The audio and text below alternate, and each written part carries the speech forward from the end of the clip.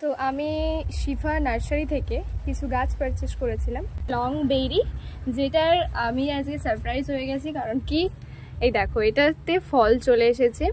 1 মাসের মধ্যেই গাছে কোনো ফল ছিল না যখন আমি নিয়েছিলাম, তো এখন এই যে ফলও চলে এসছে।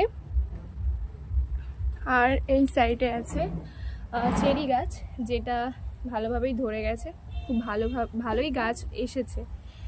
তো এই যে, আর এটা হচ্ছে প্যাশন ফ্রুটের গাছ, দুটো নিয়েছিলাম আমি, তো খুব ভালোই এসছে এগুলো। গাছের পাতাগুলোও ধরে গেছে, মানে ছোট ছোট হচ্ছে। আর এই সাইডে এই যে আপেল গাছটা নিয়েছিলাম, গ্রিন অ্যাপেল, তো এটাও খুব ভালো এসছে। এই পাতাগুলো ছিল না, তো এখন হয়েছে। আর গাছটাও খুব ভালো।